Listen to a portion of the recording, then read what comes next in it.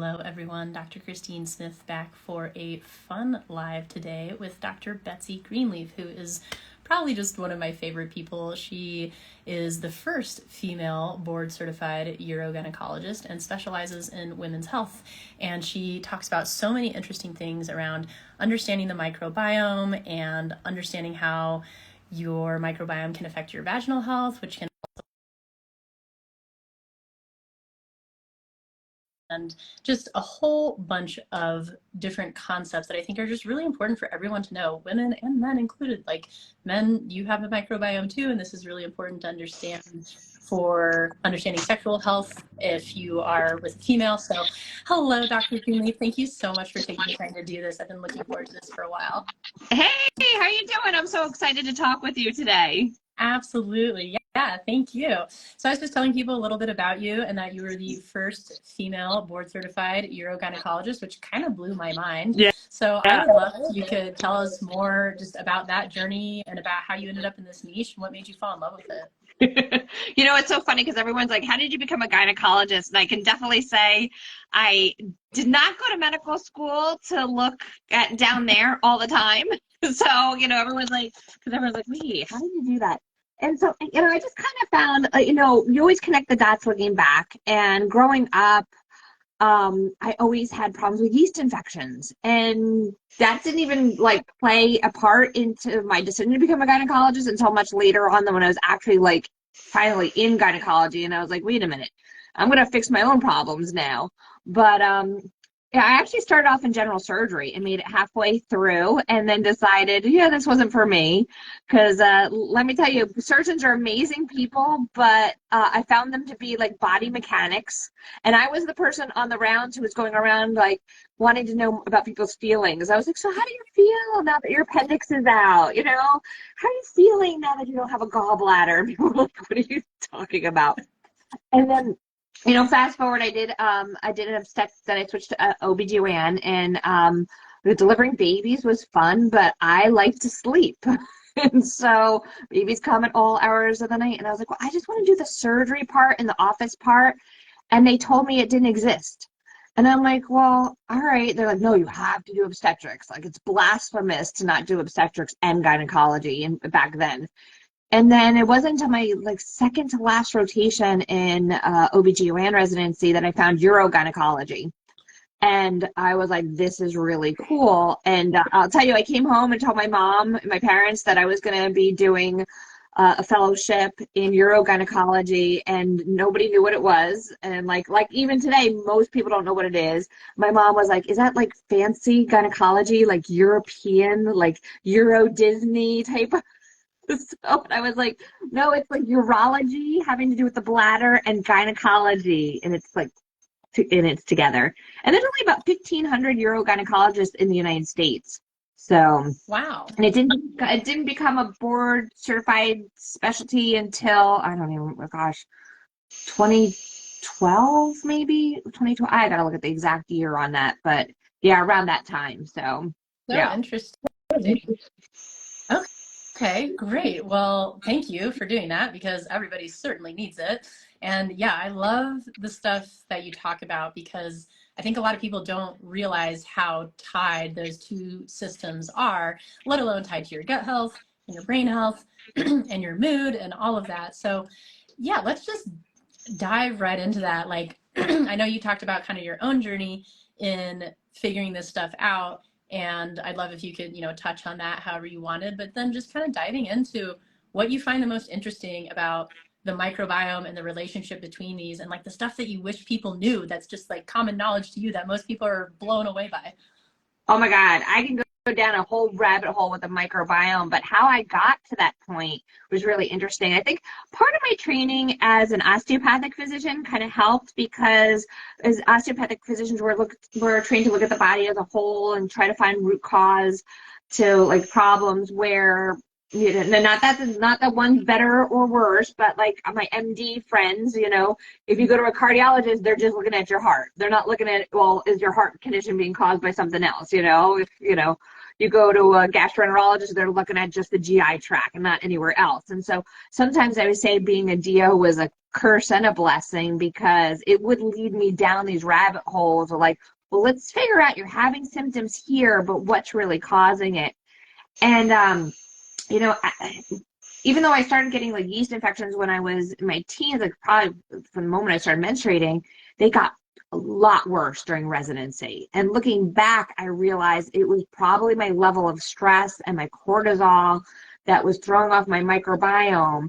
And so it kind of became this personal journey of like, I'm going to fix this in me. And once I fix this, then I'm going to fix it in everybody else. And I mean, even to the point where I have lectures where I talk about yeast, and I like photoshopped like heads of Darth Vader on the yeast, because it became like my arch nemesis. Like, yeah. So yeah, and it kind of, you know, I didn't know anything about integrative medicine. I didn't know anything about functional medicine. Now I do, thank goodness, and that's how I kind of got more involved in it. But it really became just trying to figure it out and being introduced to laboratories that did more microbiome testing of the vagina. And I started incorporating that on all my patients probably about 15 years ago. And I think the scariest thing is when it comes to testing vaginal health, what is still considered standard of care today is a process that was done like in the 1950s. Like, we have all these tools, but it takes so long for traditional medicine to catch up. So even today, as I sit here, these microbiome tests are not considered standard of care. And they're so much more accurate than our old school way of, I'll tell you how horrible the old school way of diagnosing vaginal problems was you would take a little Q-tip and like get some secretions on the Q-tip, you would put it on a slide, you put it in some water and then put it on a slide, and then not just look under the microscope, which sometimes you don't even know what you're looking at. It's hard to see, but then you would have to like drop something called potassium hydroxide onto the slide, and it would release something called amines. And amines are the bacteria. When it breaks open, it releases amines that smells like fish. And so as a doctor, you would have to sit there and like, it's called a whiff test. And you have to go like this and smell. And like, you just didn't want to get too close to that, because if it was, you're like, oh, hey, like, you know, so that was how we were diagnosing bacterial vaginitis and yeast infections. And I'm like, yeah, there's got to be a better way than this, because that wasn't even that accurate. I feel like we're more advanced than that nowadays. Yeah, but that's still considered standard of care, which is crazy. So then, so when I started seeing certain patterns with the vaginal microbiome, and then like around the same time, I started to learn more about the gut microbiome. I was like, whoa, wait a minute. And especially like in my patients that were getting recurrent yeast infections, and myself, where they were taking diflucan or doing those messy, slimy creams, and then they'd be fine, and then like a couple of weeks they'd be back again. And I'd be like, what is going on? And so at some point a light bulb went off, and I was like, let me start testing gut health on this. And the first thing I did when I tested my own gut health, I was shocked. I was like, no wonder I'm getting yeast infections all the time. My gut was filled with yeast. And then also explained a lot of other symptoms I was getting. I was getting a lot of sugar cravings. Because like yeast, it's amazing. The microbiome, there's this kind of puppet master effect with the microbiome. It can affect your brain and make you seek out behaviors to feed the organism. So yeast wants to live off of sugar, so it can trick your brain into having like sugar cravings, which I think is just absolutely amazing from both a biologic standpoint. It's pretty interesting, but then I kind of got to the point where I was like, wait a minute, I'm not letting this yeast control me. I'm going to eat what I want to eat, and not when it's, I'm getting these cravings. And so I found out that actually not only when I got rid of the yeast in my gut did I stop getting recurrent vaginal infections, but I started losing weight and I started having less problems with sugar cravings. And I'm like, so, once I made all those connections, then it just led me down a rabbit hole of all the research. And there's so much incredible research. And, and it's one of those things that's kind of like Pandora's box. Like once you open up this knowledge, you can't look back. So even people here today, if this is stuff you're hearing for the first time, your life is going to be changed because you're like, wait a minute, like all these problems, like if you don't have this problem personally, you know somebody who's had these issues. Because here's the other thing, 80% of women will have a pelvic health condition at some point in their lives. So whether that's bladder infections, vaginal infections, pelvic pain, you know, a whole bunch of range. And then I don't know if you want to, I can talk forever, so I don't know if you want to stop me, but like there's a big connection between like sex drive, libido, and fertility and hormones, all having to do with the microbiome. So I have a good question for you because this happened to a client, and I think it's something that people don't know, is that you can have a new partner, or say like you and your partner haven't been engaging for a while and you've been having some health issues, and then you engage, and then all of a sudden you have a flare of whatever condition you're dealing with. And that is a microbiome exchange condition. And then that microbiome exchange and that flare can then affect things like stress and your mood, which further affect your microbiome. And you can get stuck in this like weird cycle. And so understanding the microbiome, and you know, if you're getting that kind of flare, it lets you know your gut is probably off and that you really need to work on the gut. So I'd love to talk about that because I think it's something people don't know and how they kind of all tie together. Yeah. So, I mean, I'll go back anatomy for a minute. Oh, you know what? I have my model. I have a model up here. Let me go grab a model. Awesome. I have things. I have toys. I do love all your props. You are like the prop queen. I know. I just got my stuffed animal uterus just came in the mail yesterday. I'm very excited. Fantastic. So here's a women's pelvis. So, and this is if we were cut you in half from like front to back. Right. So here's the buttocks, and here's like the front of the abdomen. And so, you know, let me get it because I see the words are in the way. So here's the front of the abdomen, here's the buttocks. So here's the rectum up here. Here's the vagina right here, and then the uterus. And then here's the urethra, the tube of pee through, and the bladder. And you can see these organs are so close together. So a lot of people are like, well, how in the world is the gut health affecting pelvic health? Well, first of all, if the gut, you know, we got bacteria coming down here in the gut, and it's not a cleanliness issue. It doesn't matter. No matter how well you clean, the rectum is just really close to the vagina and the urethra, and bacteria can pass back and forth very easily. And leaky gut plays a role too. Yeah, and so that if the gut is off here, like then we can throw off the microbiome in the vagina, then we can throw off the microbiome in the bladder. So they're all related in that way. Plus, we have, if the gut is inflamed, people can get inflammation you know, some people get inflammation in their joints, some people get it in their bladder, some people get it in the vagina, so it's all related. But yeah, there's definitely, like, as clean as you are, it has nothing to do with the cleanliness thing, but there are some things that we do that can make it worse, like the whole wiping thing. And it gets like kind of gets crazy. So technically, as for a woman, you're supposed to wipe after peeing from front to back, because we're trying to wipe from like the cleanest area to the dirtiest, because you don't want to be bringing bacteria from here forward. But I have a lot of patients who it's really just hard to do that. So I just tell them, like, just blot if you can't, like blot in place, as opposed to, you're much better doing that than going this way. The other thing is, I always joke about thong underwear. Like, they're basically like dental floss. Every time you walk, they're going like this. They're moving every time. So like that, like, yeah, I understand we don't want to have the panty lines, but you're better off going commando than putting up with the thongs, which are just gonna, you know, spread things back and forth. Well, so yeah, once we start to get kind of a disrupted microbiome, then this plays into how your body detoxes your hormones. And if you happen to be stressed out at the same time, and your body's resources are utilizing, you know, basically building blocks from your sex hormones to drive your stress hormones, then all of a sudden our hormones get disrupted, which further disrupts our microbiome. And then as our microbiome just gets disrupted, then it starts to disrupt our neurotransmitters and our mood. I know you talk a lot about like microbiome and mood, so I'd love to dive into that, because it's like, yeah, you know, you're with a new partner and then all of a sudden the next day you're like emotional and you're like, what the hell is going on? So yeah, I'd love to just educate people about it.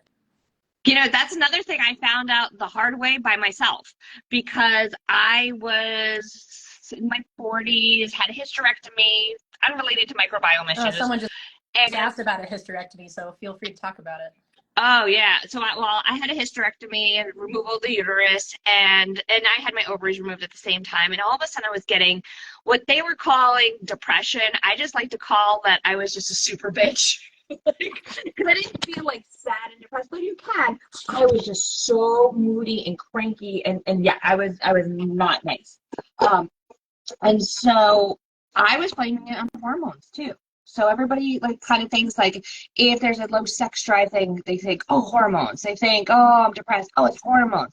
Well, it wasn't until I went on antidepressants. They weren't doing anything for me.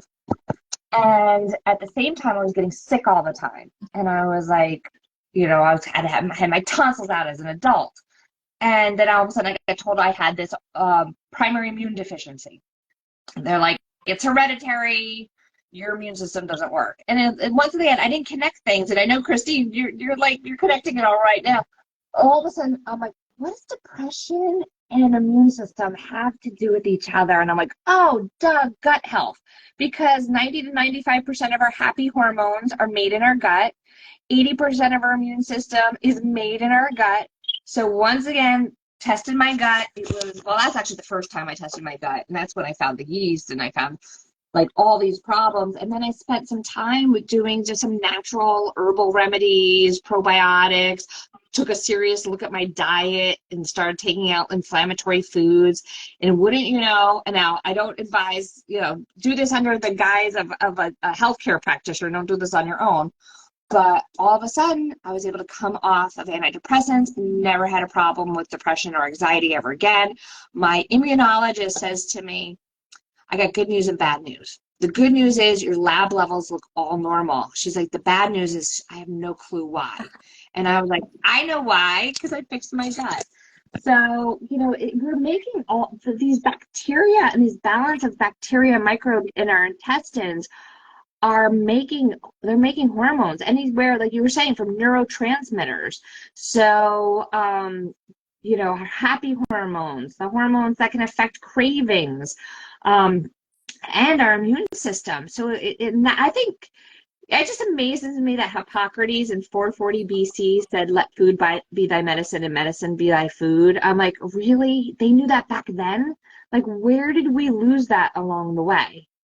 And even the newest, I can go down hours and hours down the microbiome rabbit hole when I start looking at research on PubMed. And now these connections it's hard to figure out, where do you start? Brain, gut, you know, it's the chicken or the egg, because we know if we're stressed, that'll throw off our gut health. But if our gut health is off, that'll throw off our mental health. So, you know, it's all, you have to look at the whole system. But I just think, like, even things in my field, like sex drive, there's been studies with either if the gut is off or if the vagina is off, and in men, if the prostate's inflamed or the bladder's inflamed, that there's a feedback loop through the vagus nerve, because the body wants to reproduce when things are healthy and things are in a nice relaxed state. So anything that's going to cause stress, mental stress, physical stress of illness, inflammation is a stress. Anything that's causing a stress, it's going to shut down reproduction. So that means it shuts down sex drive, shuts down hormones, it shuts down fertility. And your body and brain doesn't know the difference between, like, you want to actually, like, try to make a baby or if you just want to have fun. It's going to shut down the whole process. So a lot of times we're looking for blue pills and you know, and things that are going to put us in the mood, when really there's a deeper problem most likely going on at either the gut or vaginal or pelvic, like some kind of microbiome is off. And your body's only way to show that is by giving, other symptoms. So, I yeah. I love looking at it as like, our body, we're made of trillions of cells, and a ridiculous portion of those are bacteria that are technically not a part of our body, but they are. So it's like, really, you are an ecosystem and a community, and like different community members are in different moods at different times and need different kinds of support. And when it comes to the microbiome and the stuff that she's talking about, like, it has to do with all of our hormone pathways and how they all kind of play off of each other. And I saw someone, asking a question about like, how do you do a stool test, and do you recommend taking a probiotic every day? Or how do you do a gut test? So for a gut test, the stuff that she and I are talking about are more like, yeah, stool analysis, which for some reason is not that much of a traditional practice in healthcare. And if they do it in like a traditional setting, they more just look for things that you might die from. They don't really look at like the actual diversity of your microbiome, and they don't look at like the different strains that you're in need of, which leads into the next question about the probiotic of like, do you recommend taking one every day? My answer, as always, is it depends. It depends on you and your body and the state that you're in and what type you need. And, someone who is dealing with yeast infections, I might recommend a completely different probiotic for than someone who's dealing with, bacterial vaginosis or something like that, or just working on their gut. I do think it can be important, but also if you take one and you have a reaction or you're bloating or you're uncomfortable, probably not the right one or not the right time for you. And there might need to be like gut biome work done first. So I'd love if you could share kind of how you have patients approach those things, or how you think about that stuff, because we can't really answer like specific care questions on here and tell you exactly what to do. Like, please speak to your practitioner. This is just education. But I'd love if you could educate people about the way that you think and kind of order of operations and stuff like that. Yeah. Now, I always like to think about like, how did we evolve? And one of the things I think about is like, we didn't evolve with refrigeration. Now, I'm not saying get rid of your refrigerator, but you have to think like, as humans, we were eating a lot more bacteria before refrigeration. Now, listen, refrigeration is great. I love my refrigerator. There's definitely food safety, but we have to get that bacteria into our bodies in other ways. So I think that adding fermented foods, for the most people, there are certain populations and certain conditions where they have problems with some of the types of bacteria that can be found in fermented foods. But I would say, the majority of people don't, and that's a great way, like incorporating some sort of fermented food in your diet every day. And they're like, well, what's a fermented food? Well, that could be like sauerkraut, kimchi. I love kombucha, which is fermented tea. I make my own at home. I know sometimes we get into arguments, and I flip-flop about the ideas of some of the milk-based yogurt or kefir. I think if you don't have a problem with milk or whey products, I think they're fine. But it's just something to get some sort of healthy bacteria in your body, one serving at least a day.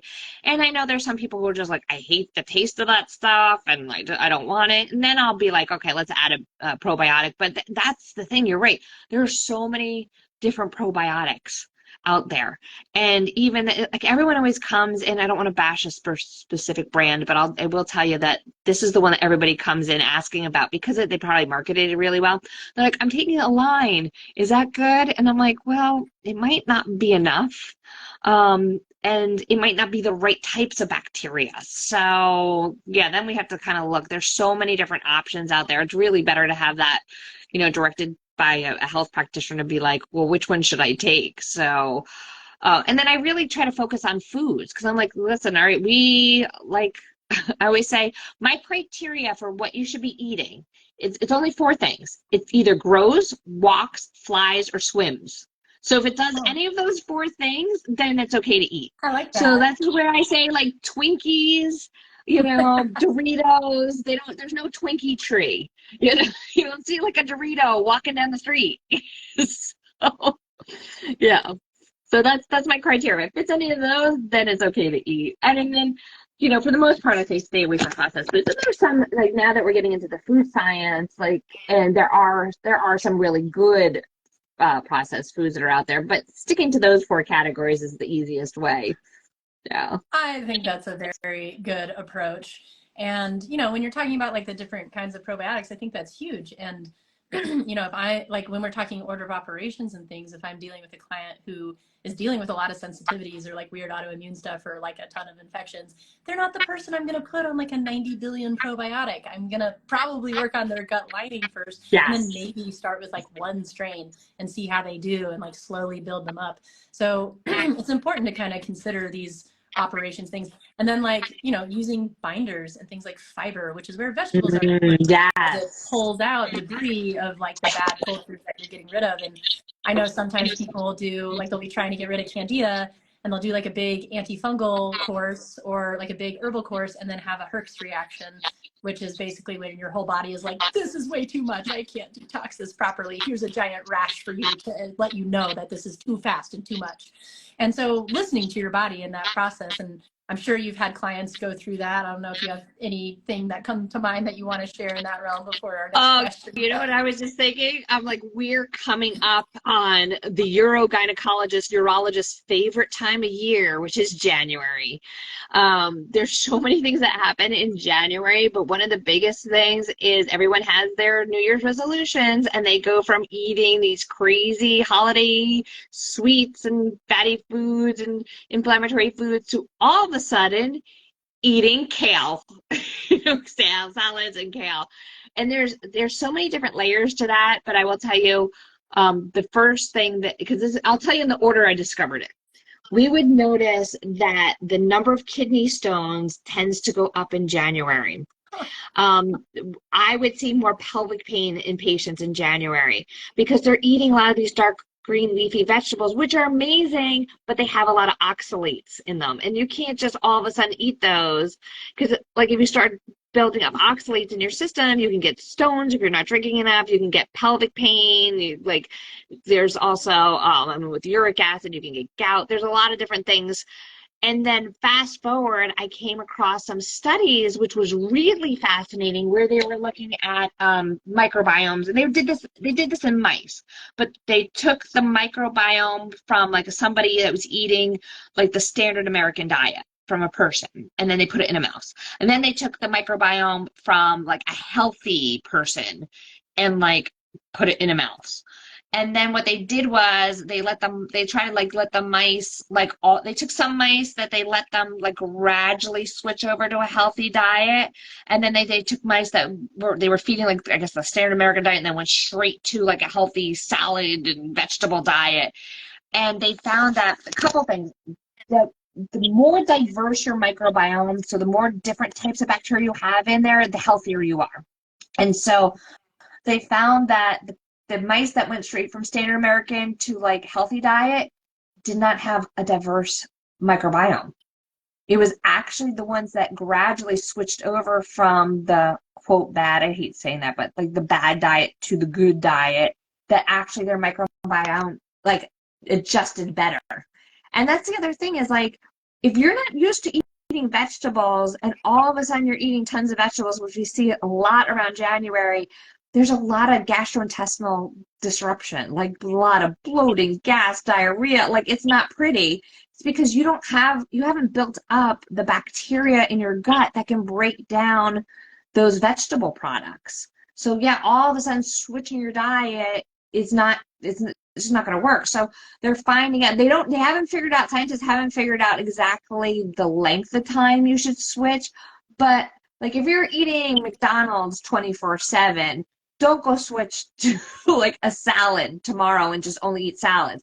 Like slowly start replacing some of your meals, like start putting those vegetables in, but keep eating the other food. I kind of tell people switch over a period of 6 to 8 weeks. It just seems to make sense, but there's no scientific data supporting the length of time to do the switch. But I think that's a huge topic that people don't think about, where it's like, yeah, our bodies adapt. They're amazing. They can adapt to just about anything. They can also maladapt, meaning like they can adapt to your McDonald's diet, but then yes. you're going to have to take some time to adapt back. So, thank you. I think that's actually an important component. So I know one of the other things that you've talked about that I find really interesting is how, you know, our microbiome and our hormone shifts and all these things that we're talking about can actually affect like muscle function. So like for women dealing with pelvic floor stuff, this is a component of it. And then it can also affect like your pain sensitivity, depending on like where you are in your hormonal cycle. So I'd love if you touch on that.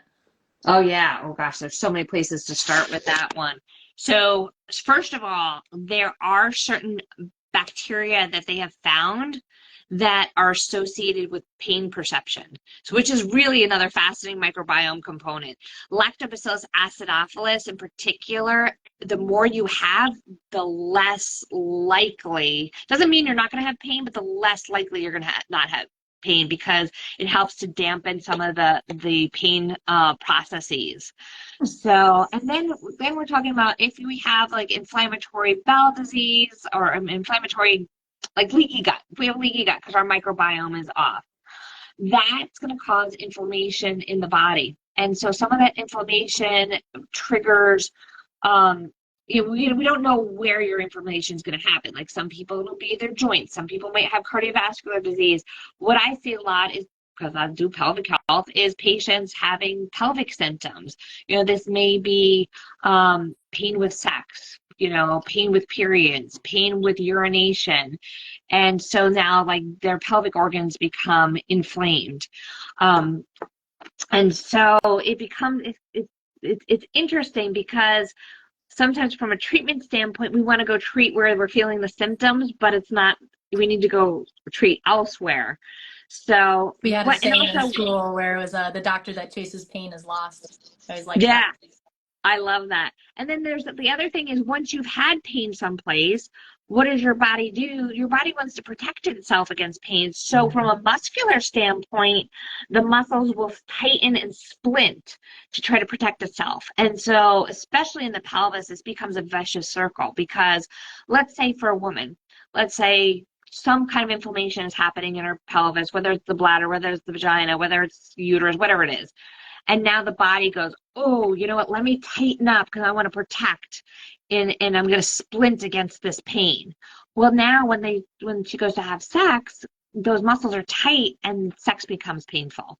So now mentally, this association starts to happen between, well, if sex is painful, then that will become a stressor, and then this new stressor affects like hormones, and therefore will affect sex drive, and it becomes this just crazy vicious circle.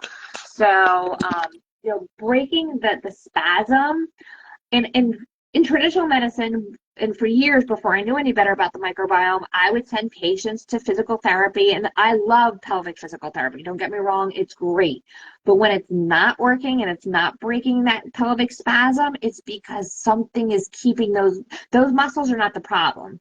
We've done things where we inject Botox in the muscles to break the spasm, and then it comes back because there's some sort of underlying inflammation. And that's where we need to go look at the gut health and figure out that's, I really believe that like 90% of medical conditions are caused or worsened by shifts in the microbiome. So, and that's why I agree with you. I think I think a lot of times when we do and I know it sounds like a bashing on traditional medicine. It's just the traditional medicine doesn't fix the problem, because it's a system that was created at a triage, because it's, I always say, like, you get into a car accident, you're in the emergency room, you want traditional medicine, nobody really cared what the root cause of that car accident was. Like, that doesn't matter then. Like, what really matters is getting fixed. So there's places for all of these types of modalities in life. So Absolutely. And like, I know, I guess, well, actually, this is great. Leads right into my next question. So one of my questions was, what do you think is one of the most important things women can do at home for their sexual health? And I think there's like a lot of varieties of that. But I also I like that you talk about the difference between like exercises like Kegels and needing to relax those muscles with something like massage, or like yoni massage, which is a really cool thing that a lot of people don't know about and can be a really great thing to do with your partner. That's like a intimate relationship builder. So I'd love if you could touch on just some of the things that women can do at home. yeah, those are really good points about the muscles. So, well, I will tell you, majority of people do not do Kegels properly, and when it does come to pelvic floor, I'll tell you, having a strong pelvic floor really is beneficial for so many things. It helps with balance. It helps with sexual Helps function. It with your helps with, other joints and protecting things like your knees. I teach this to my clients all the time. yeah, it helps with, it also helps with bladder, bowel function. So, and we start losing 30%, 8% of our muscle mass after the age of 30. So that if we don't do anything by time we're 70s, we could be completely deconditioned. And we think about exercising our arms and legs, but nobody thinks about exercising their pelvis. So with Kegels, I always tell people, now that's the thing. If you're somebody who has pelvic pain, tightening muscles can make it worse. So you don't want to do it. And those patients, they need to relax. But you could do a Kegel long enough to figure out what muscles they are and then try to consciously relax them. But for doing Kegels properly, I have people try to picture like a straw coming from their vagina, or if it's a man, you have a giant straw coming out of your butt, because it's the same muscles. And you want to think about sucking up a really thick milkshake. And so it's going to be a lifting procedure, because most people, when they do Kegels, they end up bearing down, like pushing, like they're having a bowel movement. It's supposed to be lifting and tightening, like you're like sucking a thick milkshake through a straw. So that's Kegels are definitely good. And then it's funny because like even the basics for like good pelvic health for everybody, men and women, sleep, like getting adequate sleep. Drinking, 75% of Americans are chronically dehydrated. We need to be drinking more water or decaffeinated fluids. So yeah, there you go. So, some of the basics and eating healthy. And then the other thing is, the body gives symptoms to what's wrong. So I know sometimes there's jokes about women's odor, and there's a bazillion different products on the market, and I just don't ever realize why anybody's down there has to smell like creamsicles. And some of them aren't that safe and contain hormone disrupting toxins, by the way. Yes, and and yeah, they're terrible. We could go on for an hour They're just not talking supposed about to these. smell like a dryer sheet. Let's just be real. Exactly. But if there's an odor that seems out of the ordinary, that's your body going, hello, things are off. I mean, that's not a judgment, comment. Like, we're not saying there's anything bad. That's your microbiome off. That's like the way that we can know for sure. So, that's when you go, okay, now I need to look into things, whether that's going to the healthcare practitioner or trying to get the diet back on track. There are a couple over-the-counter products that I really like, but I mention them, but I want to also mention, like, it's not like a blanket, like, everybody should do this and their vaginas are going to be happy, because, like, even though there's things we can buy over the counter, they're not appropriate for every situation. But typically I like boric acid, because the vagina is supposed to be very acidic, and when it's no longer acidic, that's when these other bacteria can come in and take hold. So it's boric acid suppositories, and like, I think everybody has a brand. Like, it used to be you could only get them by prescription, but they're everywhere now.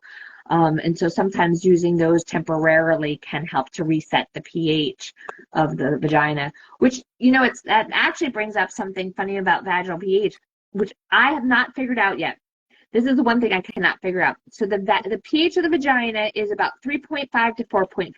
That's normal. That's like very acidic. Water is like the pH of 7, right? Semen has a pH of like 8. So I have not figured out why we would be created where a woman's vagina was very acidic and a man's fluids are very, very basic. Because one of the problems I do see with women often, especially if their microbiome is off, is that when they have sex with male partners, that it throws off the microbiome even further, because it throws the pH off. So I haven't figured out, like, biologically and evolutionarily why we're like that, but it is something. If you are getting recurrent urinary tract infections, especially if you're somebody that has sex with a man, then there may be a pH balance issue, but usually pH balance issues are also a sign of a microbiome disruption. Interesting. I love learning fun facts about nature. And it's like nature usually has a reason for things. So I love. I haven't made sense out of that one yet. I'm like, there's got to be a reason, but I just haven't figured that one out quite yet. Okay. So I love this. So things that women can do at home is, considering their own pH, their own acidity, definitely starting with diet. Like you'd be amazed how much your body changes if you just like cut out sugar alone. like Yeah. and then considering that, if you're making shifts in the new year, just to kind of do things slowly and in a sustainable way, and that's how you'll probably have less reaction, that kind of thing. And just taking care of yourself and massaging and different things that can help loosen those muscles if you're dealing with tight muscles, and learning how to do a Kegel correctly, all of that kind of stuff, which can greatly improve, intercourse for both parties. And it's just like, it's a fun thing to explore with your partner. So if you've been, having a time in your relationship where you're not feeling as close, like discussing these things can actually bring you closer, ironically. But let's start. I know we're kind of starting to come to the end of our time and you're really busy, so thank you again. But what do you think is the most important component of healing for people? This is a question I always like to ask. Ooh, you know what? I really think the biggest thing is a mindfulness and gratitude practice. And that's something that I've really had to incorporate into my life. And Which changes your hormones and your microbiome. That's yes, shown in research. I've made so many excuses. Oh, I don't have the time for that. I don't have the time for that. And then it's like, you know what? You don't not have the time for it, because like even just, and then I'm not talking like you need to do hours and hours of meditation, but even like from a microbiome standpoint, you know who has the most diverse microbiome on this planet, this group of people? Is Tibetan monks. And they have actually connected mindfulness and gratitude to having a healthy gut.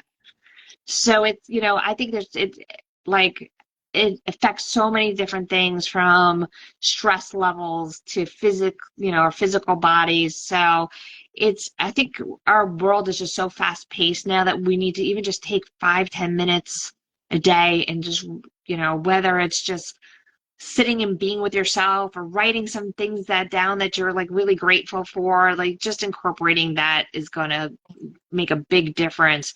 I mean, they've even looked at patients. I've seen studies where patients have been given a diagnosis of cancer, and the people who have some sort of gratitude practice have longer survival rates than people who have negative attitudes. So it's really important about the way we think about things.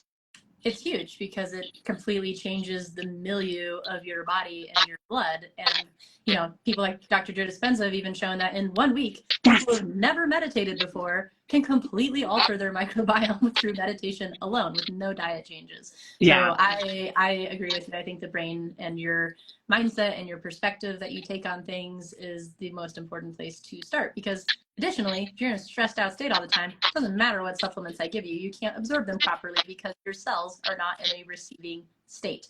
Your brain has to be in a receiving state for your cells to be in a receiving state. Yeah. Beautiful. So this is my other favorite question. If there was like a fact or two or three that you just wanted everybody to know, that you feel like is just pertinent knowledge for everyone to know, what would that be? It's actually, I don't know if I would have answered this, but like you reminded me of something earlier that I didn't talk about, and I wanted to, I know this is a sensitive subject, or I should say it's a touchy subject, but self-pleasure is actually physical therapy. And that the more we actually use our parts below the belt, the healthier they are and the healthier we are in general. So I know there's a lot of different beliefs about that, but there's actually science that shows it is healthy, whether you do it by yourself or you're doing it with a partner. Think of it as physical therapy. So that's one that we didn't cover that just happened to pop in my head, and I was like, all right, I'm going to mention that one. I'm actually glad you did. I would rather people know the healthy ways that they can take care of themselves at home. And it's a realistic thing. And, if it's a touchy thing for you, it's like it may be something to review of like why it's a touchy thing. And really it's a form of self-care. So anyway, I love that you brought that up. Yeah. Wonderful. And I know that you have some cool things coming up. Like I believe there's a sexual health summit with a bunch of other docs coming up in December. If Oh people my wanted to God. learn more about it or learn more about you, where would you direct them? Yes. So And I'm going to I put think a link for it in I my think channel you as have a well. link for it, but it's called the Solving Sexual Dysfunction Summit. I know Dr. Christine is going to have a link. You can also follow me at Dr. Betsy Greenleaf _ because we'll have the links in my bio there. But this was so much fun. This has been really long in producing, but it was so incredibly fun. And here I am thinking about, I talk about sex all the time. I talk about hormones all the time. I talk about vaginas all the time. Like, I'm a gynecologist. Like, what can I learn? And I was really shocked and surprised the things that I learned from the experts that we had in the summit. It was really just eye-opening, and just, I mean, even from just how to like relate to yourself. So it wasn't always about having a partner. It was just how to bring more joy and in communication.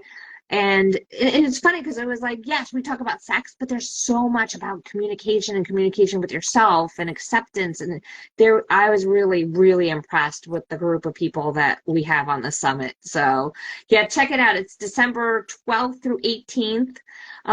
You can watch it free during those dates, or if you're busy because it's the holidays, the price is really affordable so that you can watch on demand at any point in time. So you get two options to do that. Awesome. Fantastic. Yeah. I will make sure to provide a link for you guys in my bio for that, or you can follow Dr. Greenleaf as well. Beautiful. Thank you so much. And, you know, I'll direct people to that, but also if they wanted to like find out more about you or work with you, where would you tell them to go? Yeah. Whew, that's okay. Probably the easiest way is follow me on Instagram. I'm in the process of creating a whole bunch of things. I also have the Pelvic Floor Store, which is pelvicfloorstore.com, where I sell all the pelvic health products that I recommend to my patients. So those are probably the easiest ways. I'm in the process of redoing my website, so it's not up yet. So it is, but it's not. Like, I don't even want to direct people to my website because it's not in a good position right now. But yeah, we'll be making those announcements when it's up and going. If you just follow me here on Instagram, you know, I know this is Instagram, but I do put some funny stuff out on TikTok too, and then sometimes I forget to upload it here too. But I will say, if you guys don't follow her, she is hilarious, and why she's one of my favorites. So definitely a fun thing to go watch. Yeah. Amazing.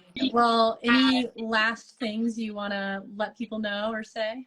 You know, I think too, with the holidays coming up, I know a lot of times it's about giving, and just remember, like, you need to take care of yourself too, because there's the whole like oxygen mask thing. So if you don't put the oxygen mask on yourself first, everybody else, you know, you're not going to help other people. So though it is a time for giving, I think is great. Don't forget to take care of yourself during this time period. So yeah. I completely agree with you, because yes, holidays are fun, and like we're technically all on vacation, but you're on a vacation where you're putting out like way more energy than normal. So just keep that in mind to come back to yourself and balance, which is where meditation and self-care comes in. So yeah. I love that.